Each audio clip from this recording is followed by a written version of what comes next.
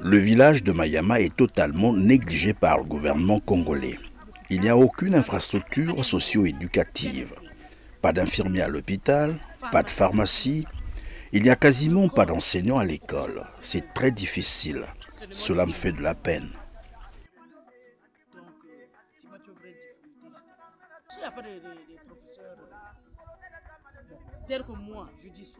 Mon cas par exemple, je suis enseignante, obligée de dispenser les cours de la 6e en 3e. Ici, un seul professeur peut dispenser 2 ou 3 matières de la 6e en 3e. Vous imaginez combien c'est pénible?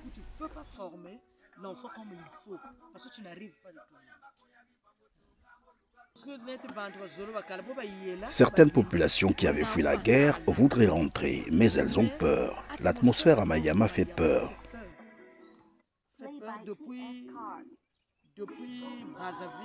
De Brazzaville, si je n'étais pas assez courageuse, je ne serais pas revenue ici à Mayama. Il y a 2 camps ici à Mayama, un camp militaire et un autre des ex-combattants.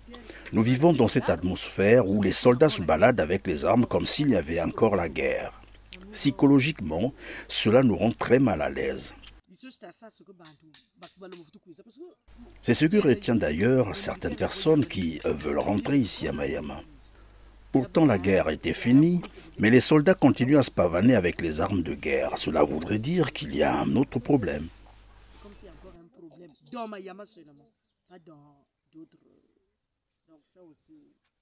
De la 6e en 3e, vous dispensez des cours dans ces classes.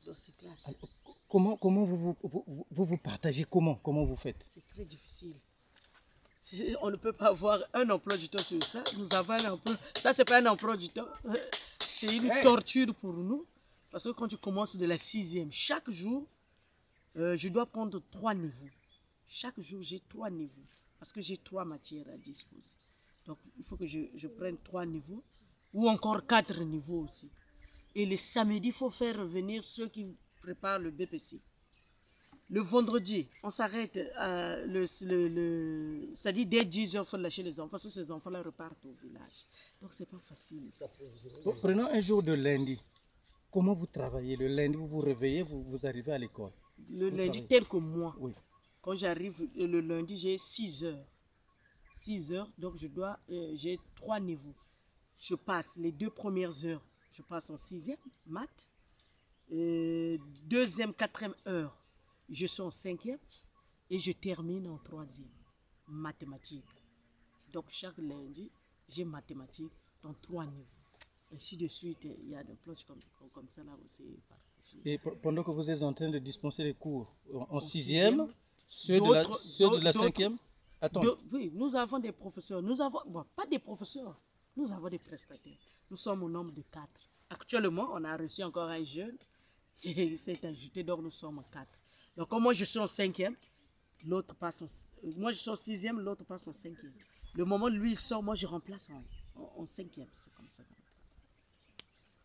C'est pénible quand même. C'est très pénible, c'est comme je viens de dire, pour nous c'est comme une prison, une punition. Surtout sur le recrutement, l'État congolais néglige vraiment les villages. C'est ceux de la ville, ceux qui sont dans les maisons qui ne font rien qu'on récupère. Ceux qui sont sur les terrains, on ne les regarde pas. C'est comme si nous sommes maltraités. Bon, comme nous sommes des prestataires, c'est comme si nous manquons beaucoup de choses. Mais moi, je pense que le travail que nous faisions, c'est pour aider. On est en train de contribuer aussi à l'évolution aussi. Parce que le village n'a plus de professeurs. Donc il fallait revenir et former ces jeunes. On ne peut pas laisser l'école mourir. Nous sommes là, tel que moi je suis là depuis pratiquement 5 ans. Je suis à Mayama. Il fallait faire le champ aussi. Il faut faire le champ pour avoir quelque chose sinon. Les parents n'arrivent même pas à payer. Les parents n'arrivent pas parce que les parents ne travaillent plus.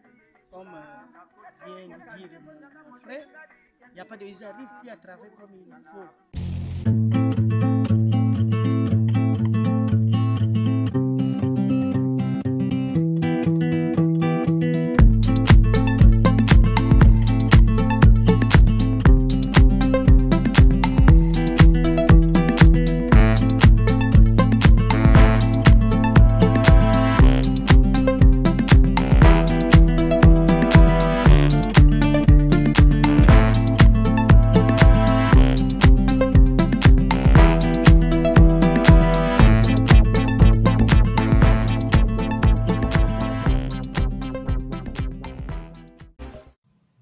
Bonjour, bonsoir, très chers internautes.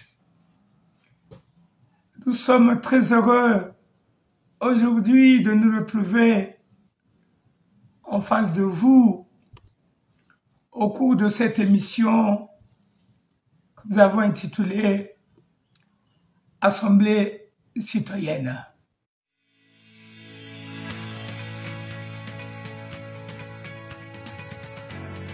La participation citoyenne en 2 minutes. La participation citoyenne, c'est quoi? La gouvernance comprend tous les processus qui soutiennent les systèmes dirigeants et gérant nos sociétés. 3 grands types de gouvernance peuvent être identifiés: autoritaire, représentative et participative. La gouvernance participative, ou participation citoyenne, se caractérise par une forte implication des citoyens dans le processus décisionnel, en dehors des échéances électorales qui rythment la vie de la démocratie représentative. Un tel modèle de gouvernance se développe notamment au niveau local. Plusieurs exemples ont pu être identifiés. La participation citoyenne. Pourquoi ? La participation citoyenne contribue d'abord à renforcer le lien entre les citoyens et leurs représentants, en leur donnant une voix dans les décisions qui les concernent directement. Ensuite, elle permet aux administrations locales de mieux comprendre les besoins et les priorités des usagers, ce qui peut les aider à prendre des décisions plus éclairées et pertinentes. Enfin, elle favorise la légitimité des décisions prises, car les citoyens se sentent plus investis dans le processus démocratique lorsqu'ils ont eu l'occasion de participer à la prise de décision. En outre, la participation citoyenne est régulièrement mobilisée afin de répondre à la crise de défiance envers la démocratie représentative. La participation citoyenne. Comment ? 5 niveaux d'implication des citoyens ont été définis par Sherry Arnstein en 1969 dans son échelle de la participation citoyenne. L'information, qui constitue le niveau d'implication des citoyens le plus faible. Les administrations locales fournissent une information transparente et accessible à leurs citoyens. Le deuxième niveau, la consultation, nécessite que les collectivités demandent l'avis des citoyens sur des sujets spécifiques. Ensuite, la concertation implique un véritable échange entre les citoyens et les décideurs. Dans le 4e niveau, la co-construction, les citoyens et les autorités collaborent de manière équitable pour élaborer des solutions et mettre en œuvre des projets. Enfin, l'autonomisation. C'est le plus haut niveau de participation où les citoyens ont le pouvoir final de décision avec un droit de veto. Cependant, ce niveau est rarement atteint en pratique en raison des défis logistiques et de confiance associés. Ainsi, la participation citoyenne peut prendre différentes formes en fonction des objectifs et des besoins des collectivités.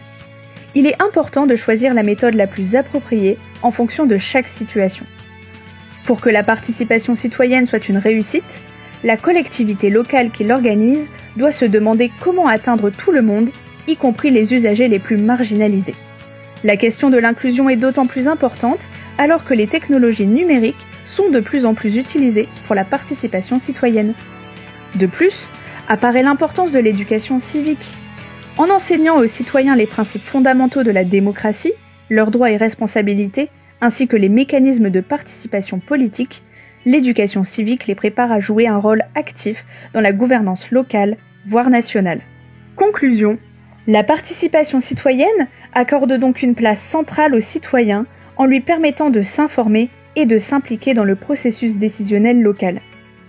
La participation citoyenne est ainsi un moyen de renforcer son sentiment d'implication démocratique et de favoriser une gouvernance plus inclusive et transparente.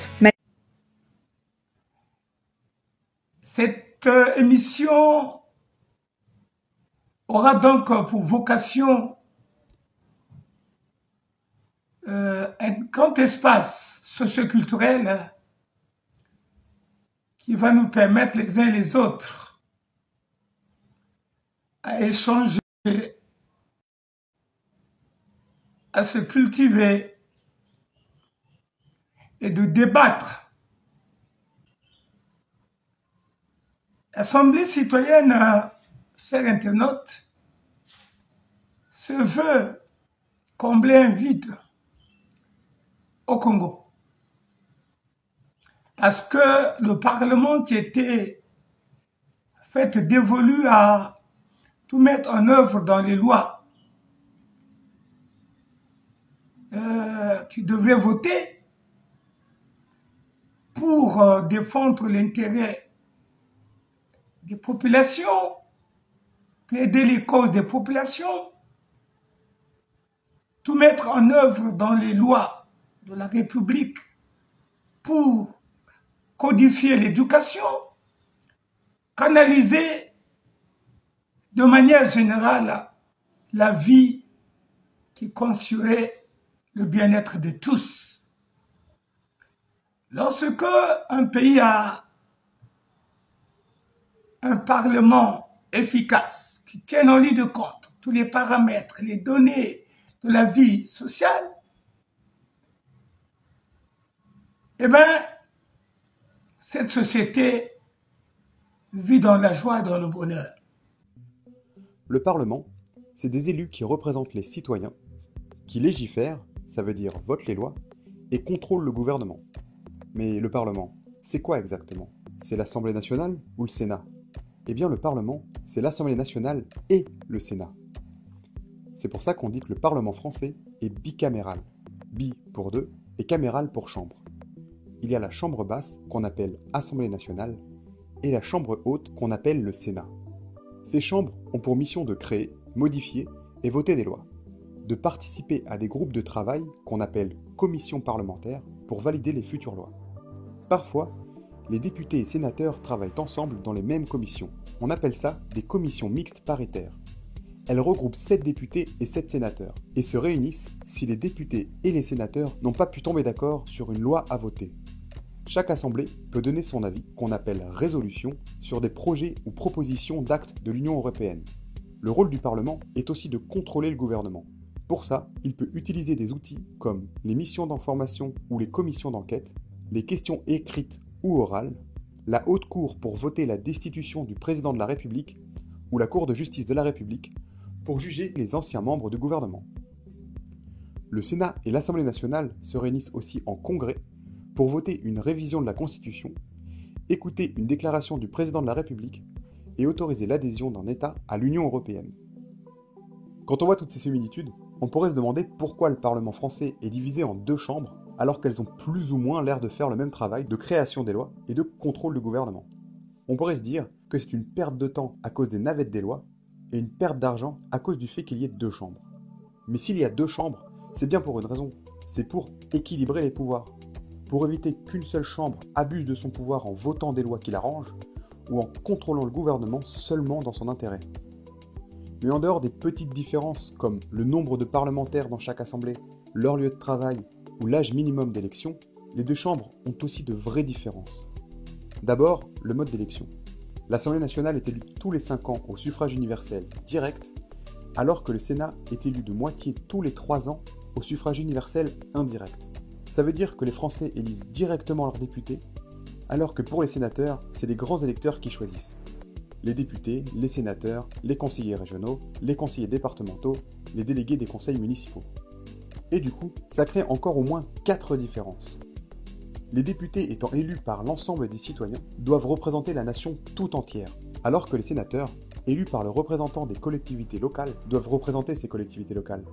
Comme, parmi les grands électeurs, il y a une surreprésentativité des conseillers municipaux des milieux ruraux, et que les milieux ruraux sont traditionnellement plus conservateurs, le Sénat est souvent plutôt à droite. Comme les députés sont élus directement par le peuple, ils sont souvent plus médiatiquement exposés. La plupart des gens ont déjà entendu parler de leurs députés, mais très peu connaissent leurs sénateurs. Enfin, les élections législatives, celles des députés donc, se déroulent à chaque fois juste après l'élection présidentielle. Ça fait qu'il est très probable que la couleur politique du président soit la même que celle de l'Assemblée nationale. Et c'est plutôt logique. Les citoyens qui voudraient une politique de droite, par exemple, voteraient probablement pour un président de droite et une assemblée de droite. Ça a pour avantage d'éviter ce qu'on appelle la cohabitation entre un président de la République et son gouvernement qui ne sont pas de la même couleur, mais ça a le désavantage de donner un pouvoir encore plus important au président de la République.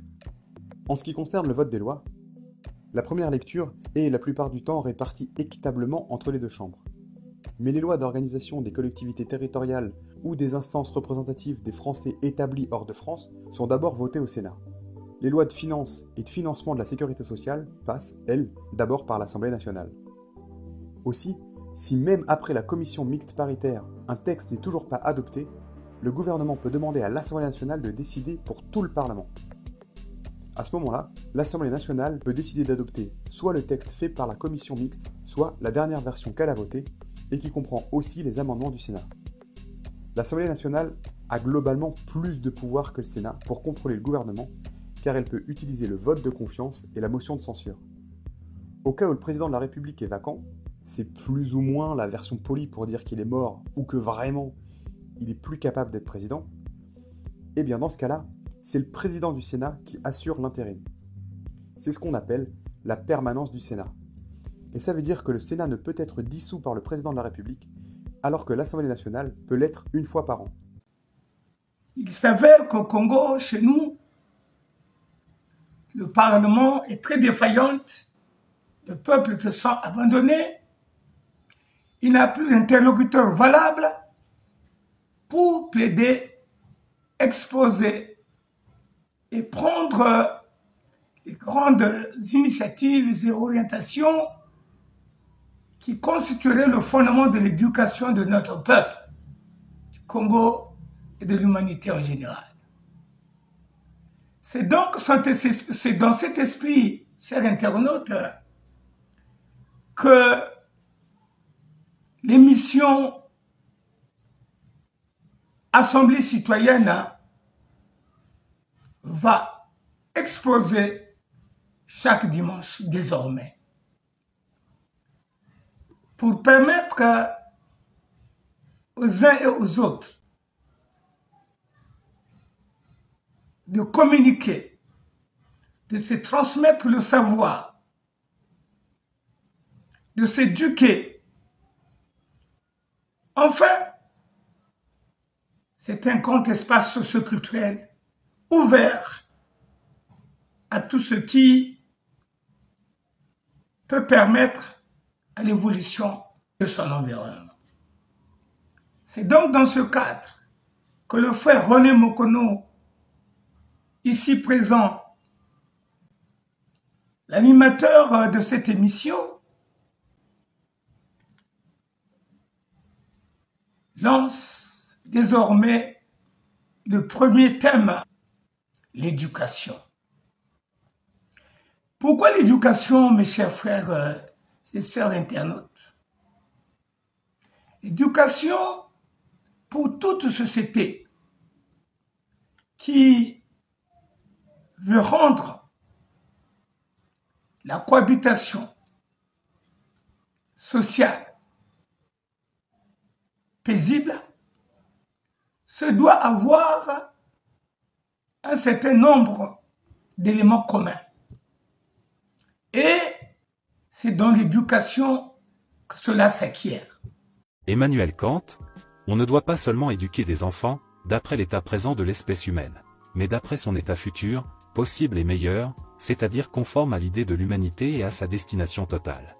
Kant explique que l'éducation ne doit pas seulement préparer les enfants au monde actuel, mais aussi les former en vue d'un avenir meilleur. L'objectif est de développer leur potentiel pour qu'ils puissent contribuer au progrès de l'humanité. L'éducation doit être tournée vers l'avenir, et non limitée aux besoins immédiats de la société. Il est essentiel d'enseigner aux enfants des valeurs universelles, la pensée critique et la capacité à s'adapter aux évolutions du monde. L'éducation doit façonner des individus capables d'améliorer la société. Former les générations futures, c'est œuvrer pour un avenir plus juste et éclairé. Depuis la famille d'abord, qui est donc la base fondamentale de l'éducation, et qui a le devoir d'inculquer aux enfants que nous sommes les notions essentielles d'amour du prochain, de justice, du respect, du patriotisme, du respect de la chose publique et du caractère sacré de l'homme et de la nécessité de la vie de tout être en société et dans la nature, du respect scrupuleux de la nature. Parce que les anciens nous disaient que on ne commande à la nature qu'en lui obéissant. C'est donc, très chers internautes, un grand plaisir que désormais le frère René Mokono et nous tous serons ensemble chaque dimanche pour débattre, discuter, échanger, communiquer, se transmettre le savoir sur toutes les actualités, sur tout ce qui a trait à la vie de l'homme et de son environnement. Dit de cette manière, mes très chers internautes, quelle joie, quel bonheur, aujourd'hui, quand nous lançons ce soir notre premier échange. L'homme d'hier, le Congolais d'hier,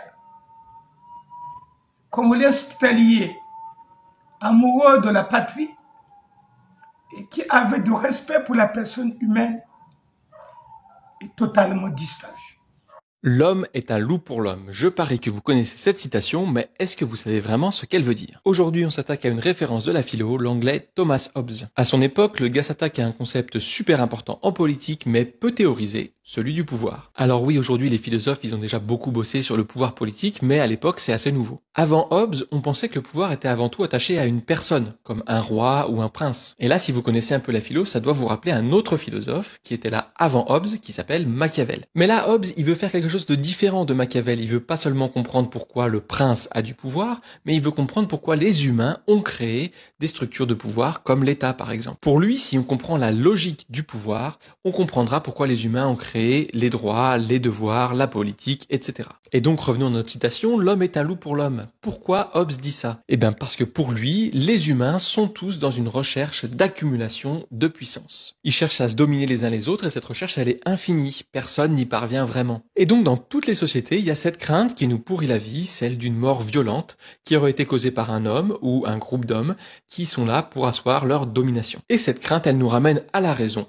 Il faut organiser un pouvoir absolu, pour limiter la domination des uns sur les autres. Et c'est là que l'homme est un loup pour l'homme, c'est une citation qui est souvent mal comprise. Parce que oui, Hobbes dit d'un côté que l'homme cherche à dominer et parfois violemment, mais il dit qu'il est aussi capable de se raisonner et d'adopter un pouvoir qui permette de limiter la domination. Et attention, le pouvoir dont parle Hobbes, c'est un pouvoir absolu, c'est-à-dire qui s'élève au-dessus des dominations, mais ce n'est pas un pouvoir d'un tyran. L'idée, c'est d'instaurer un ordre social assez puissant pour qu'il s'élève au-dessus de ces rapports de force insupportables. Et pour ça, on va construire un cadre politique, légal, qui va permettre à chacun de vivre en se sentant protégé, y compris les plus faibles. Donc rappelez-vous, l'homme est un loup pour l'homme, c'est pas la loi de la jungle, c'est le contraire. C'est l'humain qui trouve un moyen de limiter la violence pour protéger tout le monde. Même si, c'est vrai, dans cette citation, on a une vision de l'humain qui est plutôt négative, qui est que naturellement, en effet, on a tendance à se marcher les uns sur les autres.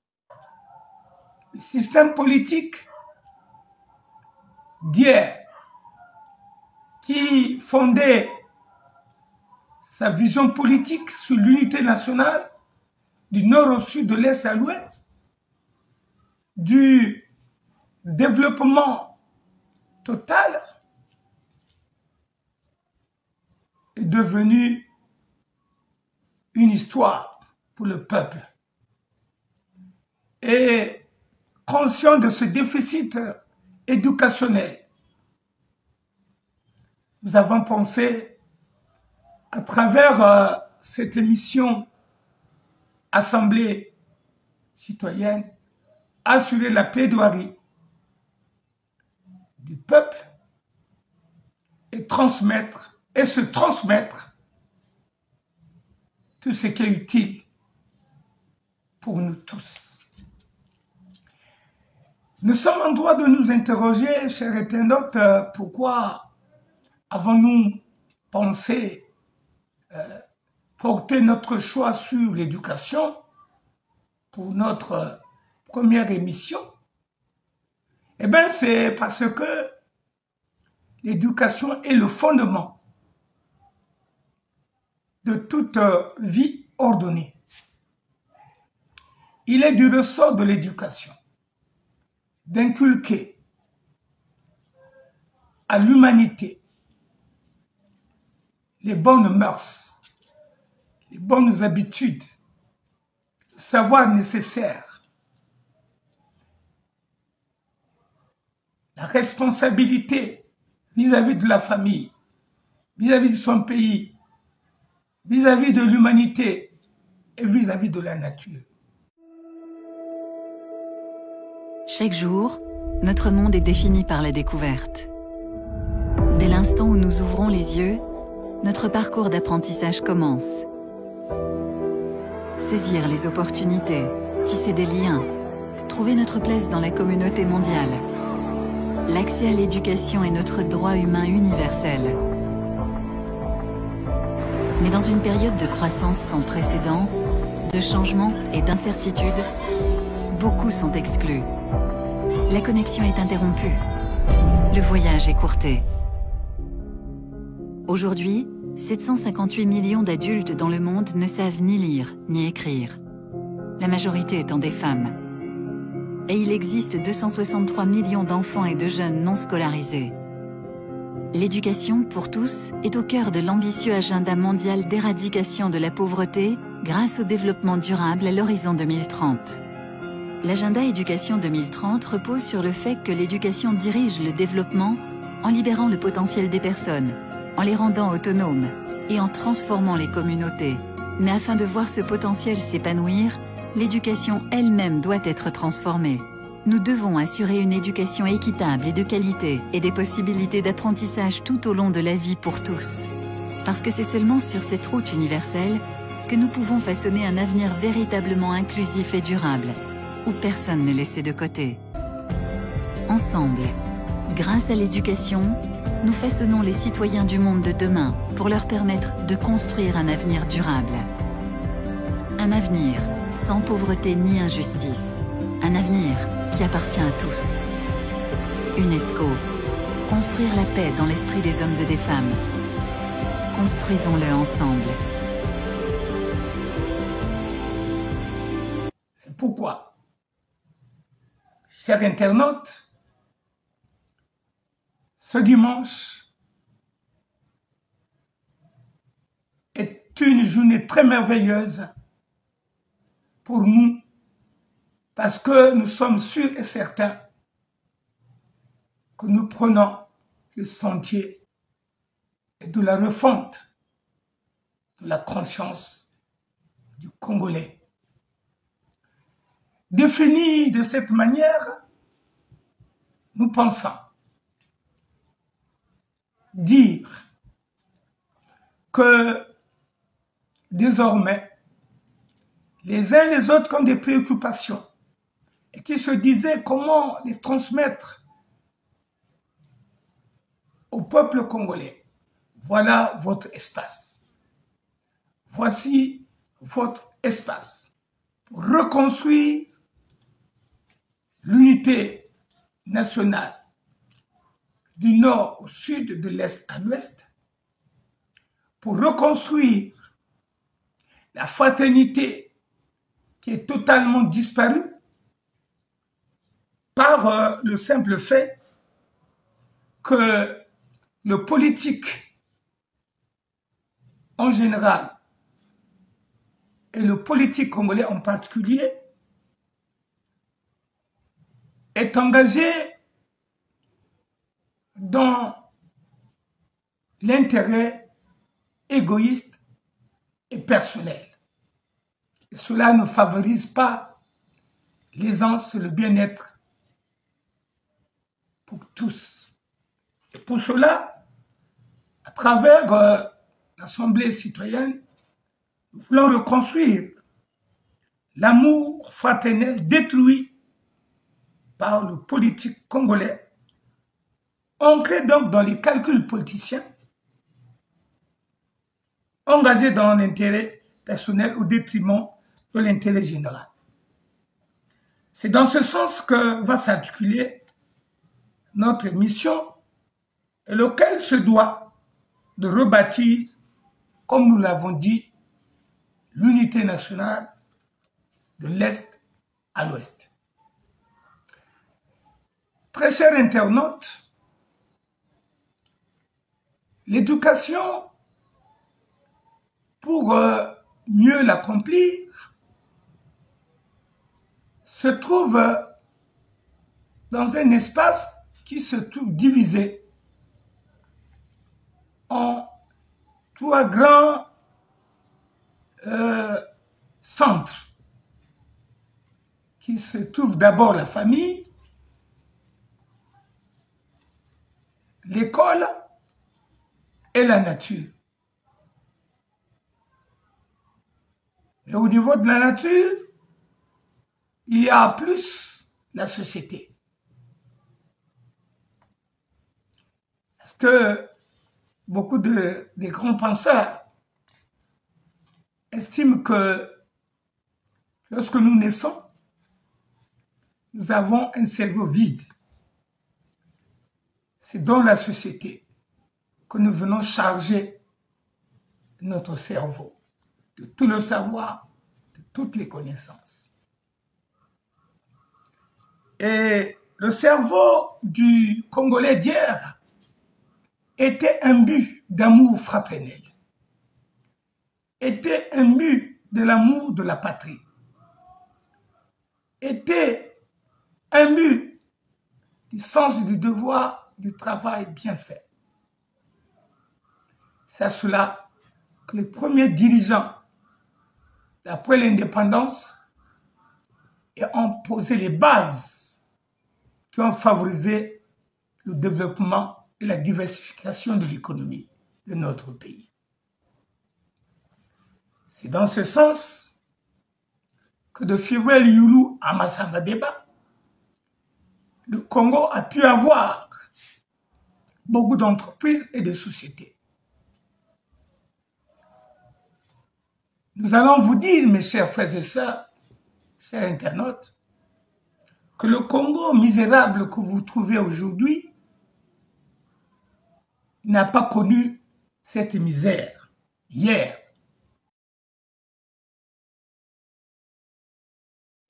Vraiment, c'est chiant vraiment ici à Congo.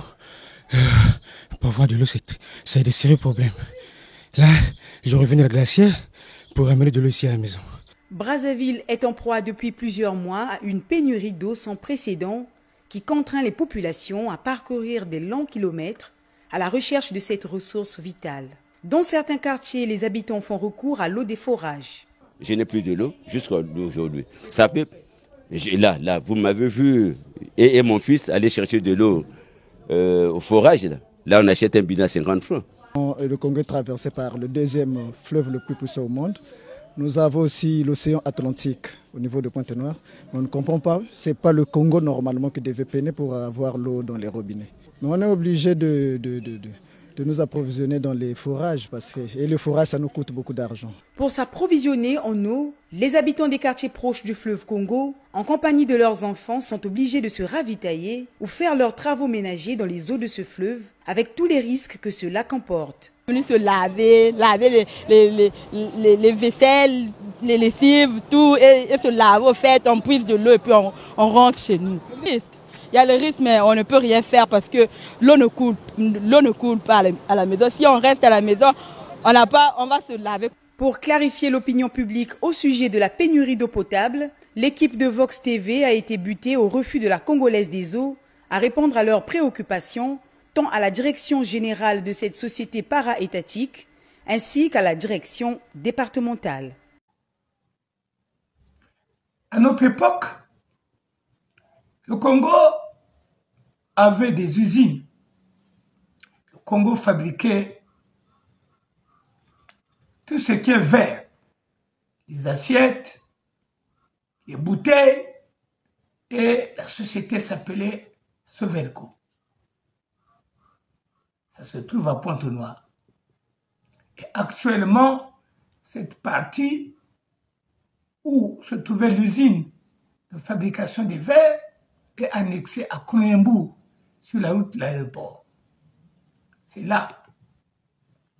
Cette société s'appelait Sovelco. Et donc, parmi les premières premières usines en Afrique. Le Congo, chers internautes, fabriquait les bateaux. Ça s'appelait Chakona. C'est cette entreprise qui a fabriqué le bateau du 5 février. Le Congo fabriquait les chaussures. La société s'appelait Bata. Le Congo fabriquait les tissus. L'usine s'appelait Kinsundi. Et ils ont ensuite développé pour fabriquer les tergales. Et l'usine s'appelait UTS. Le Congo, nous allons nous fatiguer. Nous allons nous fatiguer. Fabriquer les allumettes. La société s'appelait Falco, à Betou. Le Congo fabriquait la farine de manioc avec le foufou Mansoumba. Le Congo, la liste est tellement trop longue que vous pouvez imaginer, chers internautes, qu'à cette époque, les dirigeants ne voulaient pas toucher à l'exploitation du pétrole, qui se trouvait être le nerf de guerre. Mais tous ces deux présidents, chacun ce qui les concerne, ont assuré le bien-être des populations à travers le bois, le café, le cacao, la pêche, l'élevage.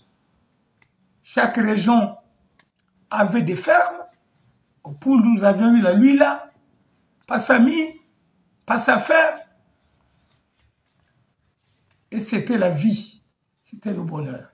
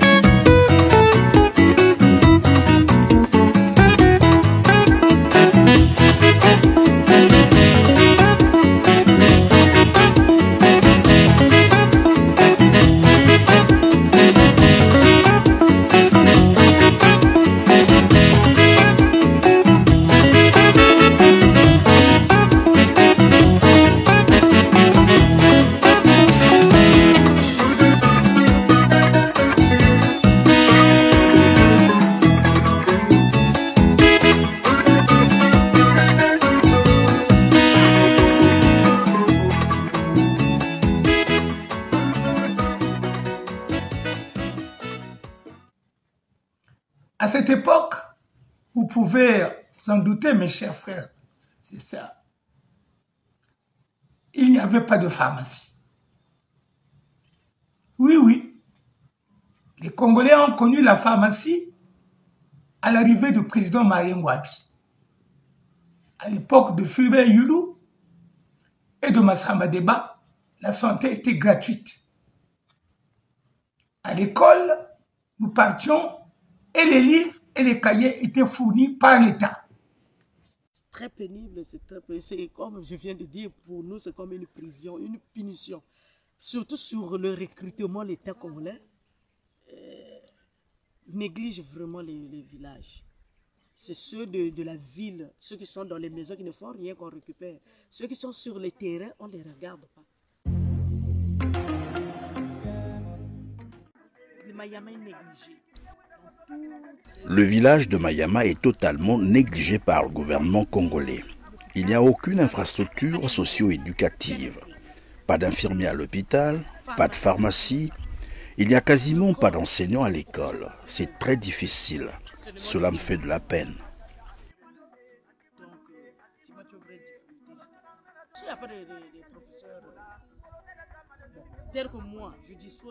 Mon cas par exemple, je suis enseignante, obligée de dispenser les cours de la 6e en 3e. Ici, un seul professeur peut dispenser 2 ou 3 matières de la 6e en 3e. Vous imaginez combien c'est pénible? Tu ne peux pas former l'enfant comme il faut, parce que tu n'arrives pas à le faire. Certaines populations qui avaient fui la guerre voudraient rentrer, mais elles ont peur. L'atmosphère à Mayama fait peur.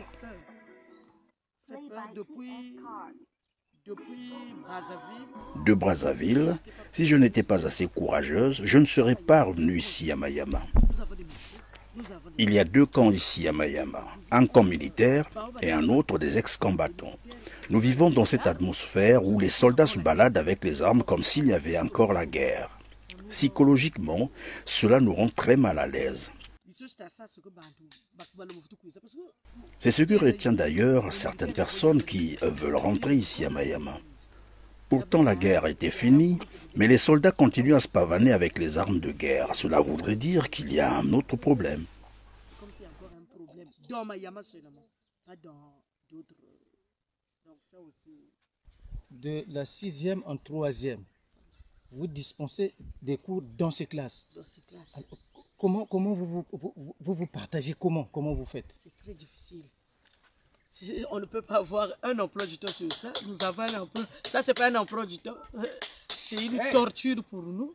Parce que quand tu commences de la 6e, chaque jour, je dois prendre 3 niveaux. Chaque jour, j'ai 3 niveaux. Parce que j'ai 3 matières à disposer. Donc, il faut que je prenne 3 niveaux. Ou encore 4 niveaux aussi. Et le samedi, il faut faire revenir ceux qui préparent le BPC. Le vendredi, on s'arrête, c'est-à-dire dès 10h, il faut lâcher les enfants, parce que ces enfants-là repartent au village. Donc, c'est pas facile. Prenons un jour de lundi. Comment vous travaillez? Le lundi, vous vous réveillez, vous arrivez à l'école. Le lundi, tel que moi. Oui. Quand j'arrive le lundi, j'ai 6 heures. 6 heures, donc j'ai 3 niveaux. Je passe les 2 premières heures, je passe en 6e, maths. 2e, 4e heure, je suis en 5e et je termine en 3e, mathématiques. Donc chaque lundi, j'ai mathématiques dans 3 niveaux.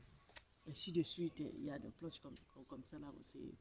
Et pendant que vous êtes en train de dispenser les cours en 6e, ceux de la 5e, oui, nous avons des professeurs. Nous avons, bon, pas des professeurs, nous avons des prestataires. Nous sommes au nombre de 4. Actuellement, on a reçu encore un jeune et il s'est ajouté, donc nous sommes 4. Donc, comme moi je suis en 5e, l'autre passe moi je suis en 6e, l'autre passe en 5e. Le moment où lui il sort, moi je remplace en 5e. C'est comme ça.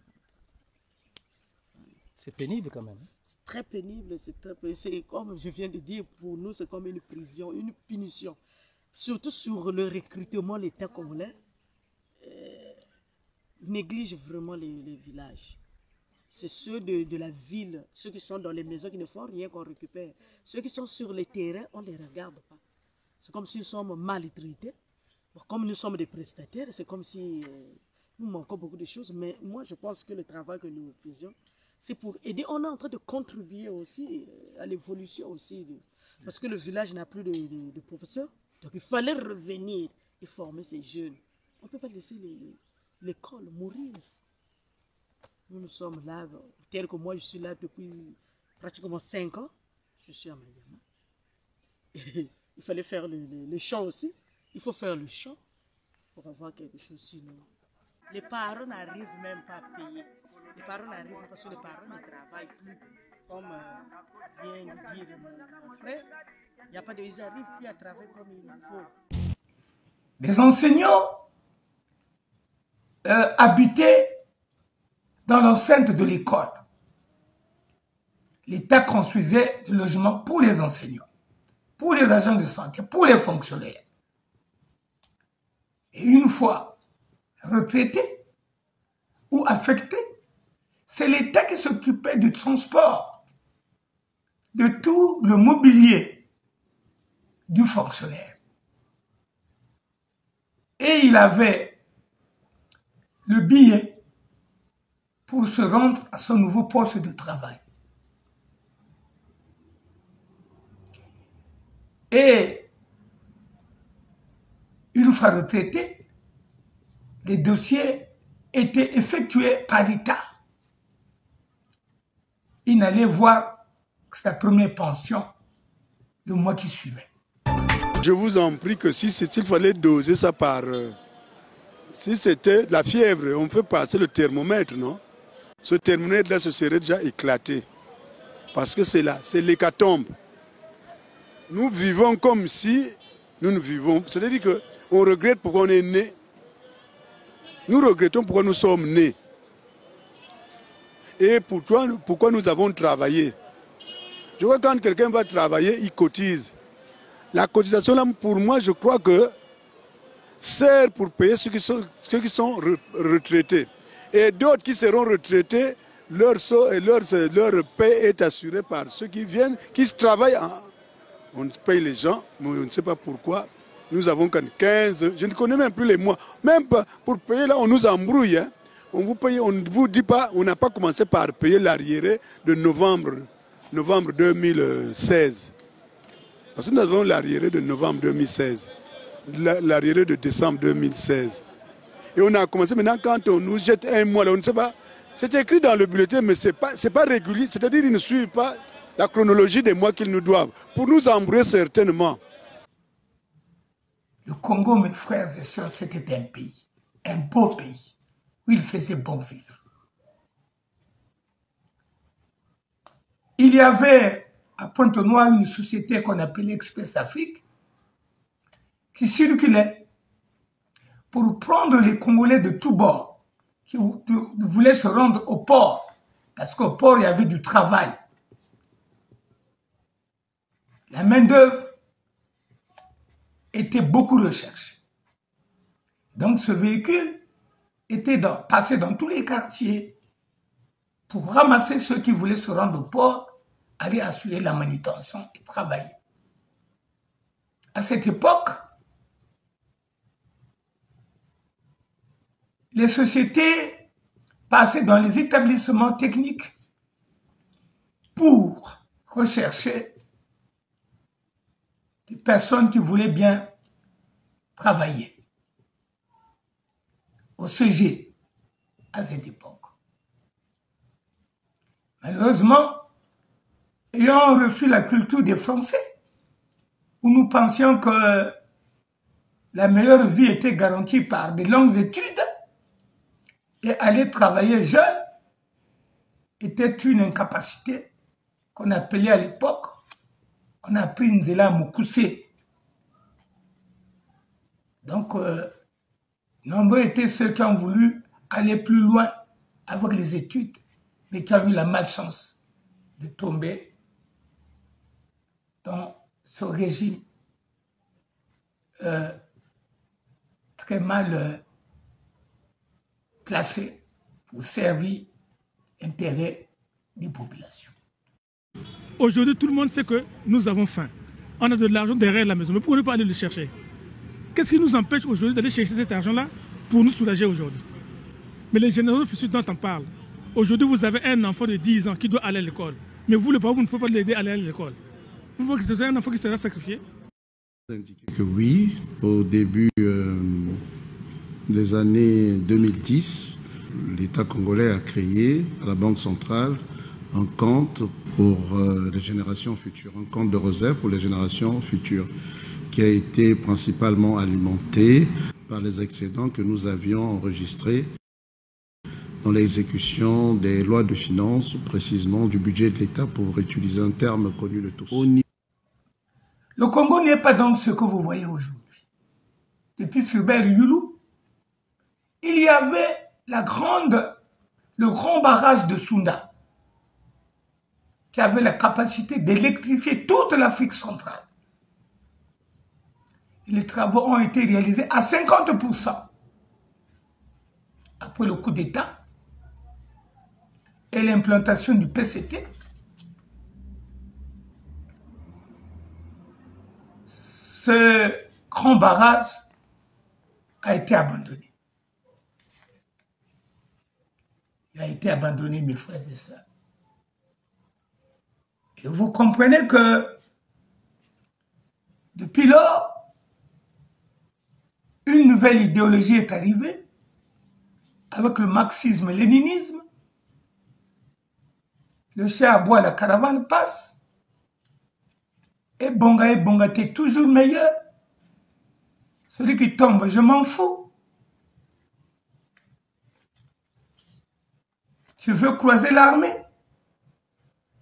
Voilà une nouvelle vision qui est arrivée avec le marxisme-léniniste qui a détruit la vie paisible du peuple congolais. Nous venons de recevoir un communiqué de la primature, dont voici la teneur. Il s'est produit un drame au stade Ornano dans la nuit du lundi 20 au mardi 21 novembre 2023. Ce drame a entraîné des morts et des blessés. Le bilan en provisoire établi par les services d'urgence fait état de 37 morts et de nombreux blessés. Une cellule de crise a été mise en place sous l'autorité du Premier ministre, chef du gouvernement. Une communication du gouvernement sera rendu public dans les prochaines heures. Pour la cellule de crise, le ministre de la Communication et des Médias, porte-parole du gouvernement.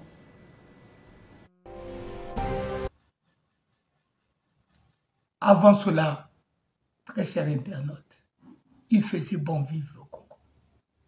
Tu pouvais te saouler la gueule, dormir dans la rue. Et demain matin, tu te réveilles avec tout ce que tu avais sur toi. Malheureusement, un système démoniaque s'est emparé du destin lumineux du peuple congolais.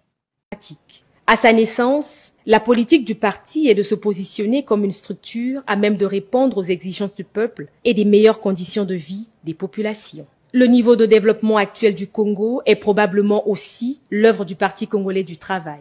Mais au regard du nombre d'années au pouvoir, une certaine opinion constate un paradoxe entre les pouvoirs que détient le PCT et l'état actuel du pays. Et l'on voit un manque de volonté politique, sinon une démission du grand parti. Il n'a qu'à voir le site internet du PCT, www.pct.cg, pour s'en rendre compte.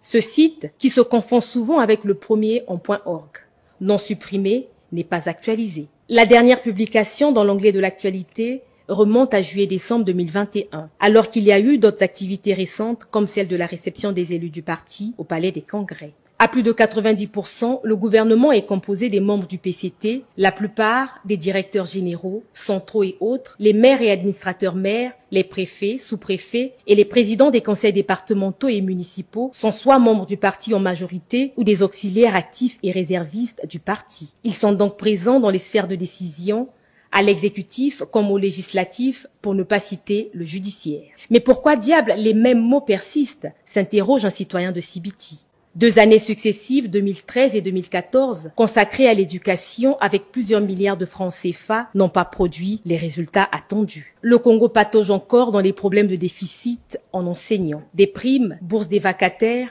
manque d'écoles dans plusieurs localités, manque d'enseignants de qualité, manque de table-banc. Que dire du secteur de la santé? Le CHU est un beau tableau qui nous renseigne mieux. L'eau et l'électricité, en 20 ans voire 30 ans, le Congo peine à offrir aux populations une eau de qualité, une électricité stable. Le niveau de vie des citoyens, les conditions de vie, la liste est longue. Le secrétaire général du PCT, Pierre Moussa, insiste sur une politique axée sur les résultats. Il le rappelle dans son mot publié sur le site du parti. Sa préoccupation, c'est le développement du pays, donc les intérêts du peuple. Pourtant, ces décisions semblent être vaines jusqu'à ce jour, alors que celles et ceux qui mettent en musique la politique de développement du pays sont en majorité membres de ce parti. Le Parti congolais du travail se préoccupe-t-il toujours des besoins de la population? Qu'est-ce qui explique l'enrichissement du jour au lendemain de plusieurs cadres, les députés et ministres qui vivent dans l'opulence au détriment du peuple? Le PCT serait-il à bout de souffle? Serait-il dans l'incapacité de supporter le poids du Congo? Ou a-t-il cessé de vivre pour le peuple, rien que pour le peuple? Ce parti serait devenu un lieu de refuge pour certains fraudeurs, corrompus, qui échapperaient à la justice. Juste Bernardin Gavé, l'ancien premier secrétaire de la force montante congolaise, a interpellé son parti sur cet aspect en 2019 lors du dernier congrès ordinaire du parti. Le paradoxe PCT paraît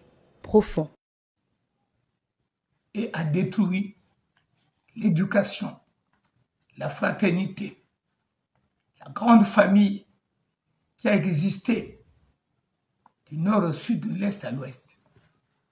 Le terme nordiste, sudiste, Bakongo, Moshi n'existait pas à l'époque.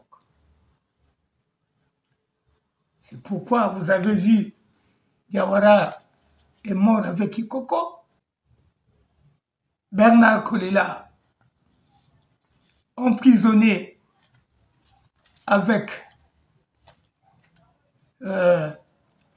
les Tissé Tikaya, les consorts, Andegna Matsua avec Constant Balou, bref, Fubé Yulu avec Opango. C'était ça, le Congo. Mais les gens mal intentionnés ont constaté que les départements du pôle, du sud en général, étant plus peuplés que les départements du nord, parce que le nord est très vaste, malheureusement inondé, il y a la densité qui est faible à cause de la forêt et de l'inondation, de l'hydrographie qui est tellement vaste et importante. Et ayant compris que le pouvoir démocratique tient ses fondements sur l'élection, et l'élection égale démographie, étant donné que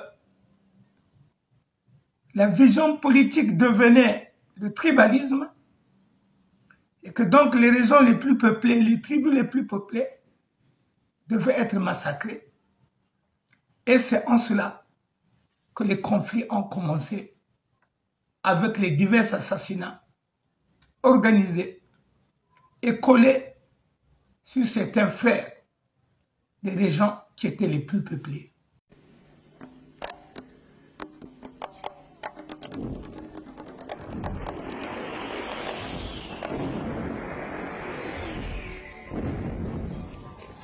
Avec sa petite famille, Fortuné a marché une semaine pour rentrer à Brazzaville. Sa chemise bleue et quelques affaires, c'est tout ce qu'il a pu ramener chez lui. Premier regard sur la région qu'il a fui il y a bientôt une année, premier checkpoint de police. Avec lui sa grand-mère et sa petite sœur de 15 ans qui vient d'accoucher en forêt.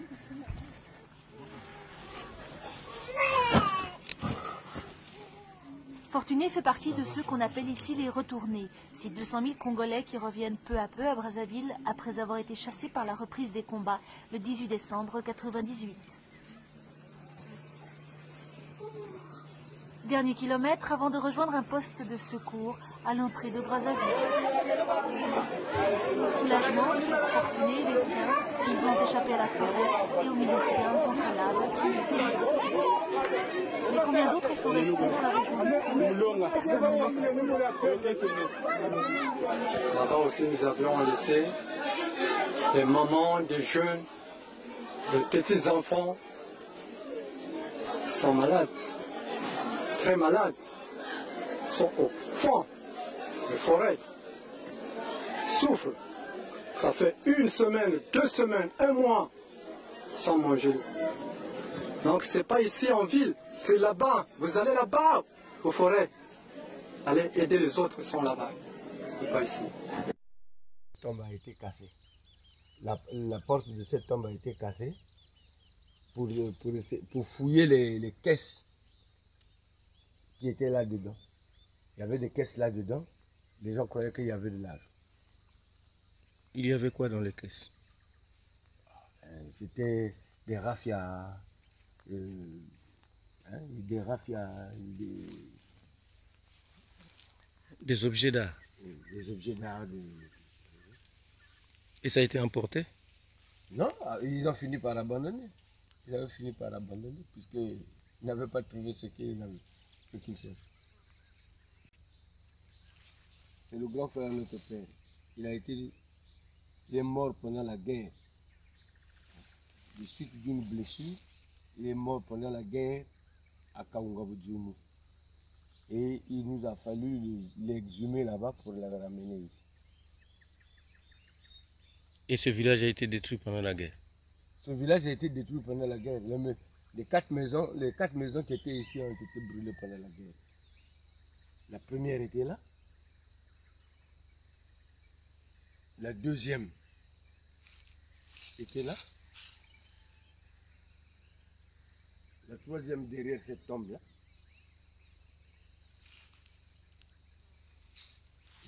Derrière cette tombe-là, il y avait la plus grande maison là.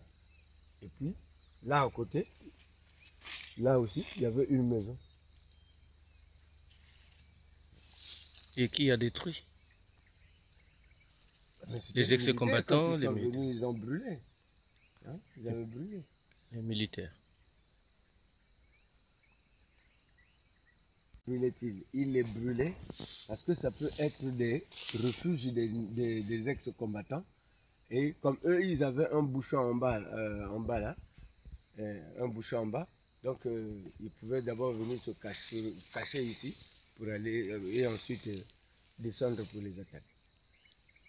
Donc voilà la véritable raison pour laquelle ils avaient tout brûlé.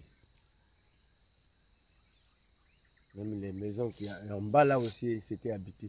Il y avait, je crois, 6 maisons en bas là.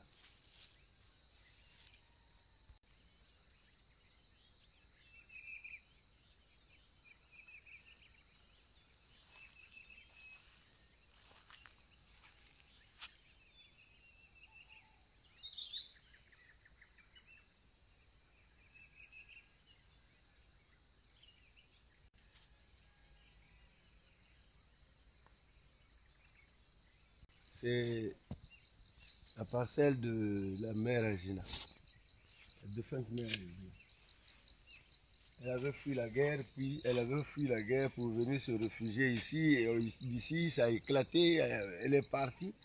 Mais elle avait déjà acheté cette parcelle. Ici, c'est M. Mbassina. Donc il y avait des maisons ici, il y avait 3 ou 4 maisons. Il y avait 4 maisons ici, 3 ou 4 maisons ici. C'était habité. Détruite. Tout a été détruite. Toutes les maisons ont été détruites. Oui.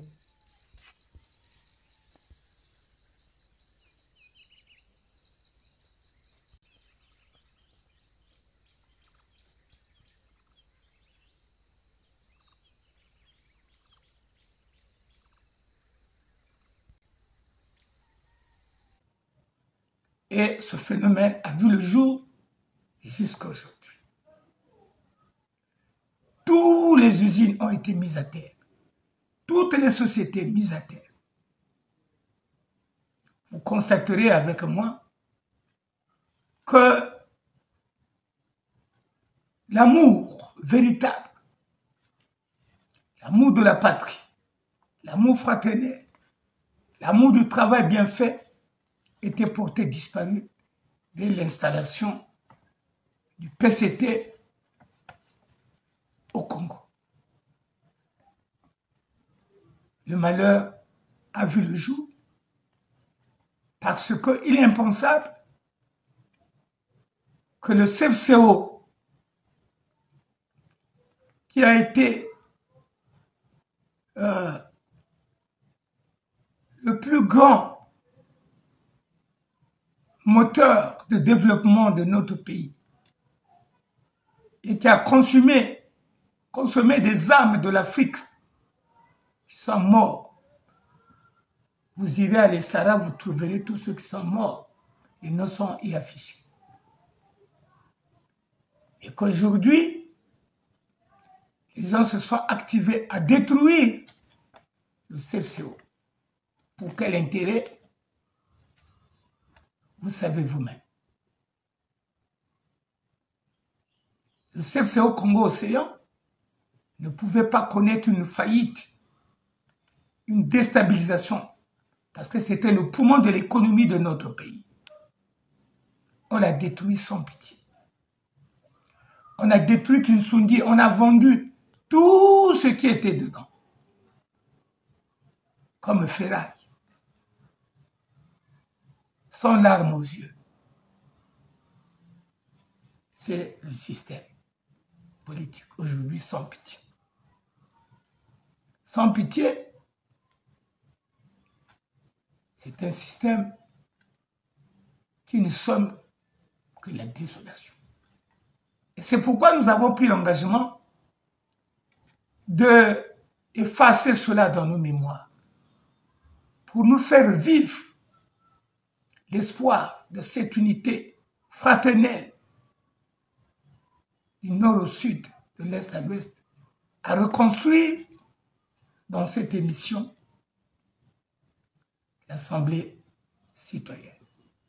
Nous avons donc le devoir, à compter de cet engagement que nous prenons tous, d'éduquer nos enfants à comprendre que nous sommes des frères et sœurs congolais. Nous n'avons pas choisi de l'être. Nous sommes un don de l'univers. C'est l'univers qui a voulu de nous que nous soyons des Congolais. Et à ce titre, nous avons le devoir de nous porter, de nous soutenir avec la solidarité la plus active.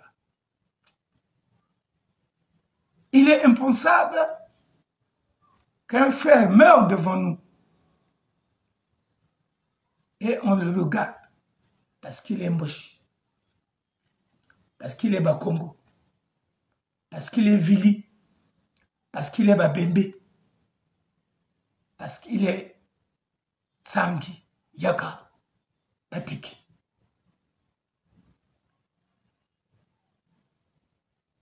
L'Assemblée citoyenne se veut effacer tous ces vieux clichés. L'Assemblée citoyenne veut refomenter notre cervelle, chasser de notre âme, de notre conscience, ce démon qui a hanté nos consciences, qui ont chassé de nous la pitié. Le Congo et son peuple, ses cours d'eau, ses fleuves, son océan, était un espoir. Il nous faut donc reconstruire, rebâtir et former des patriotes. Un pays ne peut pas se développer sans patriotes. L'une donc des missions que l'Assemblée citoyenne se donne, c'est de former des patriotes qui auront le respect fraternel, le respect de notre patrie, le respect de notre bien commun. Car il n'existe plus. Le patriotisme cultive en chacun de nous le sentiment de respect de la chose publique. Aujourd'hui, les détournements à hauteur de milliards, les crimes, les génocides sont devenus monnaie courante, sans gêne, sans pitié. Le Congolais se permet d'arracher la dent de son frère. Hier, à notre époque, quand on nous demandait, les parents nous demandaient de tuer un poulet, on ne pouvait pas. Il fallait chercher les petits enfants qui ne savaient pas ce que c'est que tuer pour égorger un poulet. Et quand par maladresse, tu as cassé la cuisse d'une coque ou d'un poulet de maman, tu fouillais la maison de peur que tu sois frappé. Donc tout était respecté. Et nous avons donc le devoir, si nous voulons que le Congo décolle, à revoir notre éducation, à nous reformer, à construire un autre type de Congolais que celui d'aujourd'hui qui n'a plus pitié et qui peut égorger, disséquer par machette un frère ou une sœur. C'est là le danger de la société, chers internautes. Le Congo, aujourd'hui, on nous parle de 6 millions d'habitants.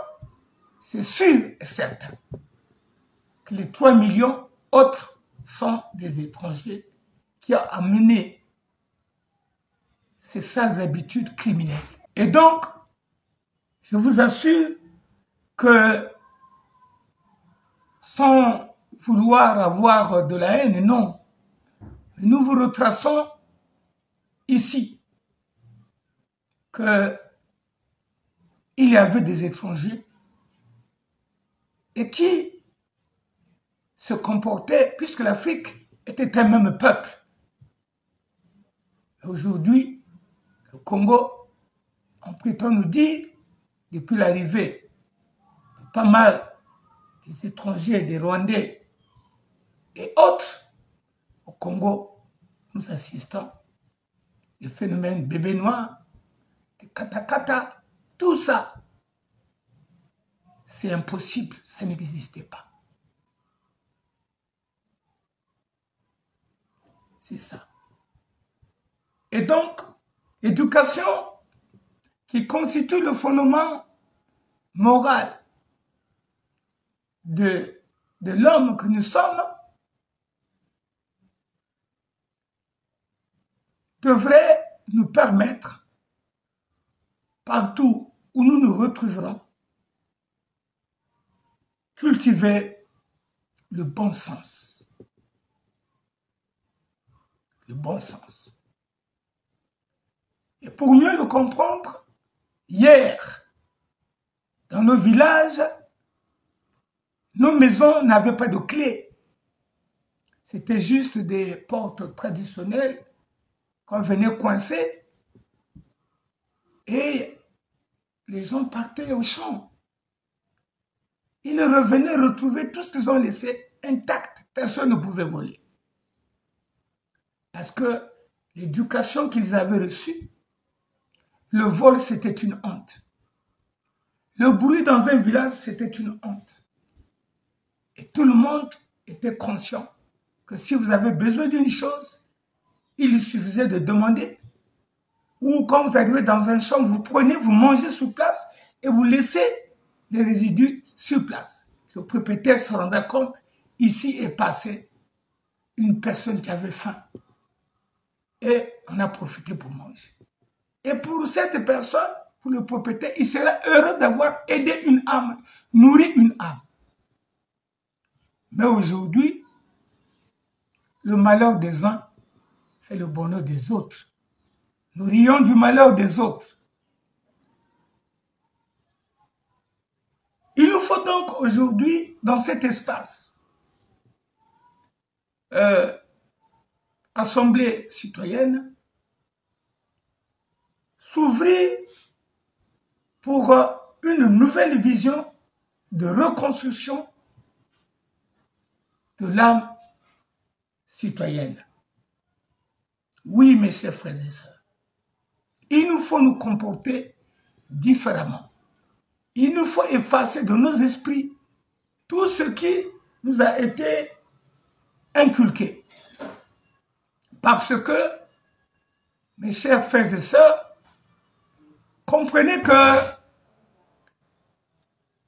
il s'est passé une fois dans un village, un fou est arrivé là où les gens se baignaient, et un monsieur se lavait, se baignait dans la rivière. Et tout d'un coup,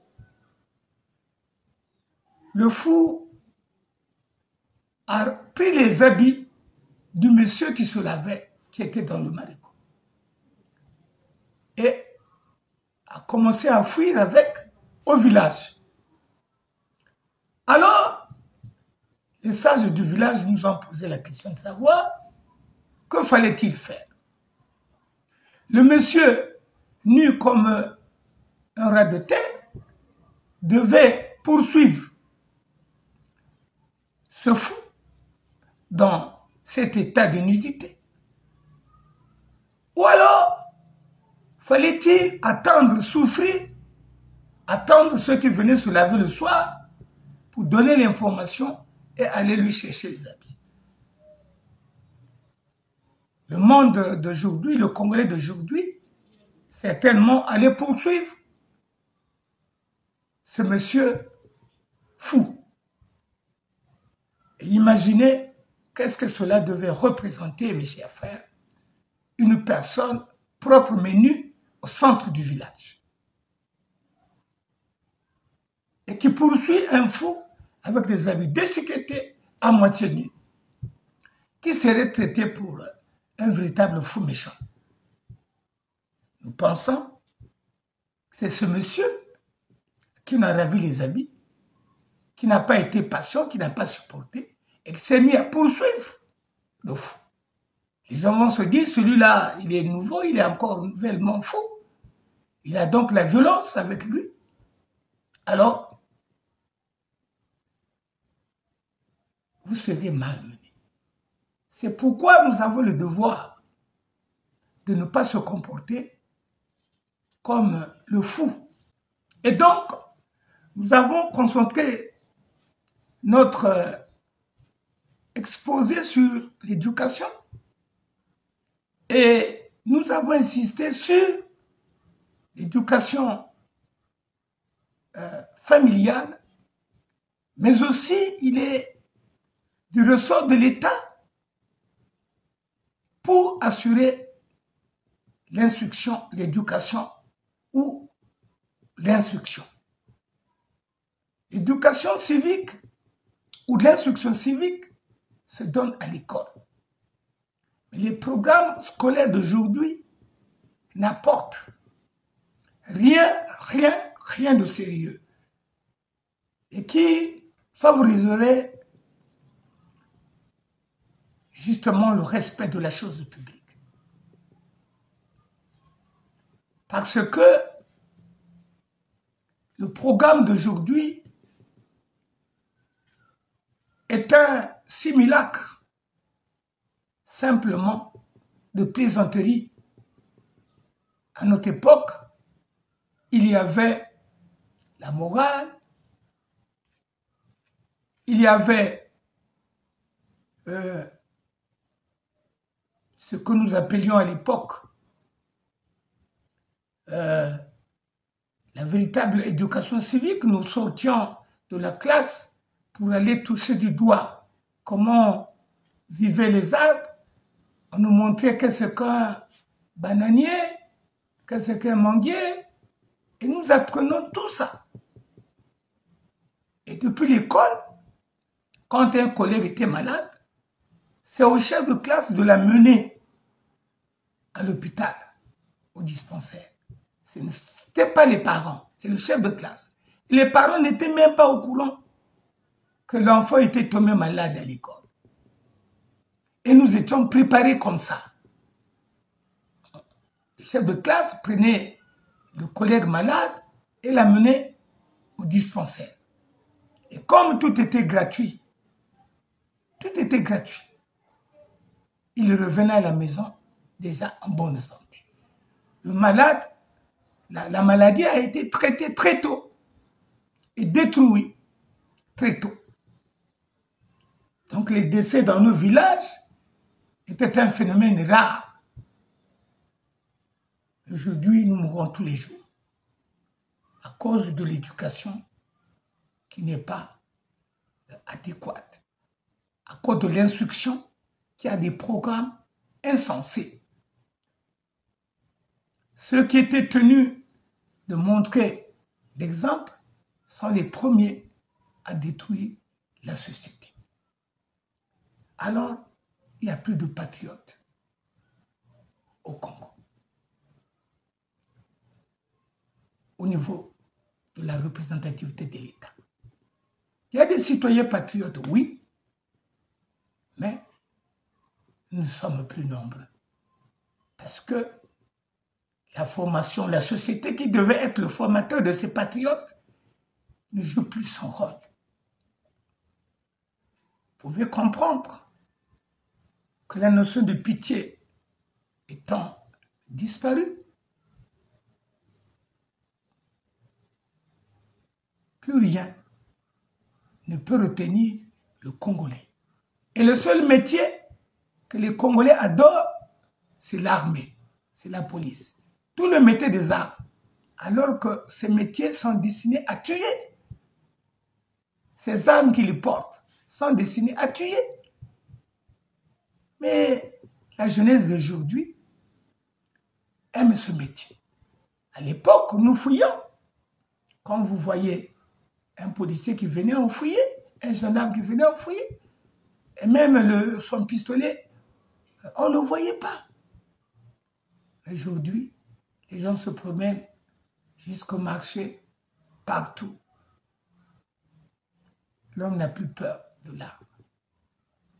C'est pour cette raison, chers internautes, l'émission d'aujourd'hui nous oblige à nous préparer sur cette nouvelle refonte de la société. Et aujourd'hui, l'essentiel est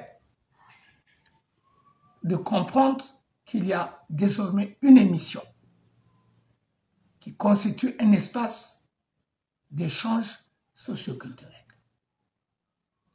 Au cours de notre émission, de la prochaine émission, préparons-nous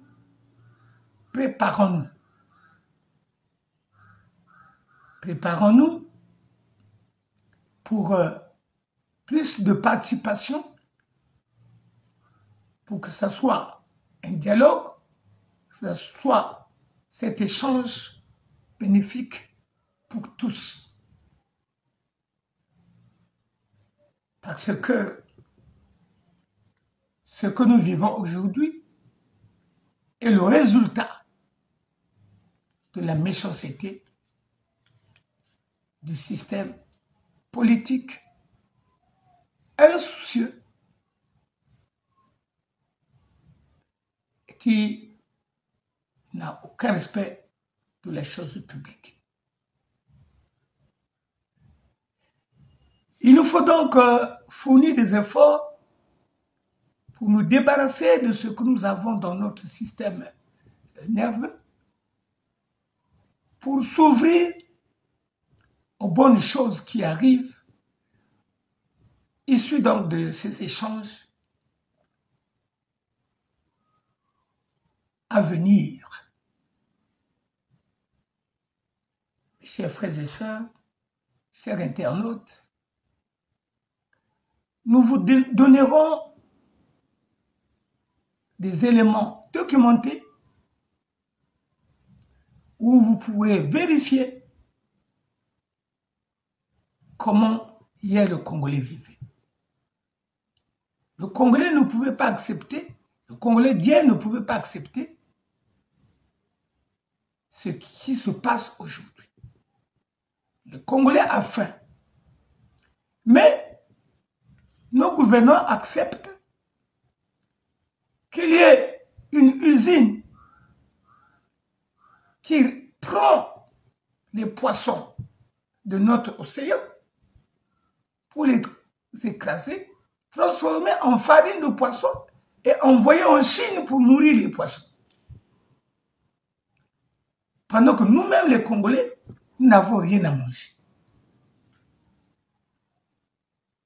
Vous voyez, on va privilégier un peuple qui a suffisamment à manger, qui a même la prévision de plus d'un siècle de vie à venir, et les poissons de notre océan, on ne respecte plus.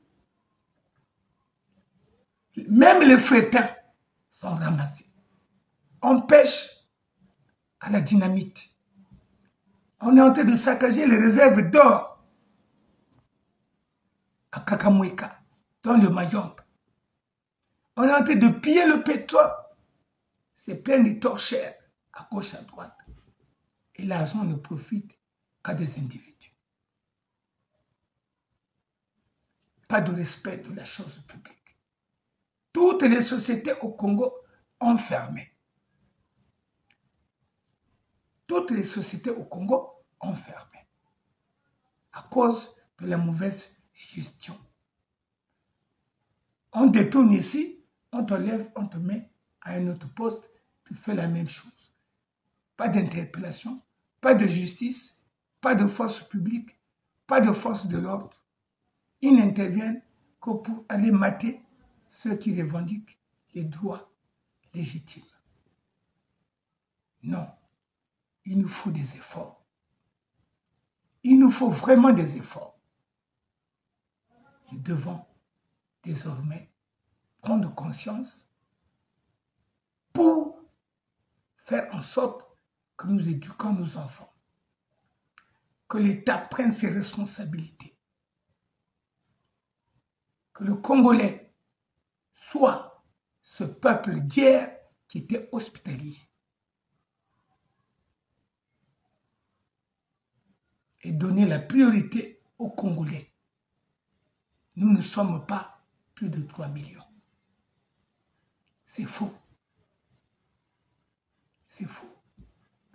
Et 3 autres millions sont des étrangers qu'on a insérés dans la liste électorale pour gonfler l'électorat et qu'on veut imposer dans les régions comme le Pou, la Bouenza, le Yal. En fait, les régions du Sud, où le système ne se sont pas trop soutenus au cours des élections. C'est l'objet de tout ce que nous avons. C'est la cause des événements que nous connaissons, des crimes que nous connaissons, des guerres que nous connaissons. C'est pour dépeupler ces légions-là et remplacer par les étrangers. C'est ça la vérité. Et nous devons prendre le courage pour que lorsque nos frères honorent ce nom, cela fasse notre malheur. Parce que nous sommes un même peuple. Parce que nous sommes des frères et sœurs. Très chers internautes, prochainement, nous ne faisons que ouvrir l'émission. Aujourd'hui, nous allons être efficaces et performants les prochains jours. Nous prendrons le temps qu'il faut pour réunir les conditions pour reconstruire notre conscience. Que l'amour de la patrie soit une priorité, que la fraternité soit entourée de la solidarité agissante afin que le Congo retrouve sa lettre de noblesse. C'est par ces mots que nous arrêtons notre émission. Nous vous fournirons prochainement beaucoup d'images comme illustration. J'espère que vous êtes satisfaits de notre émission. À dimanche prochain. Merci.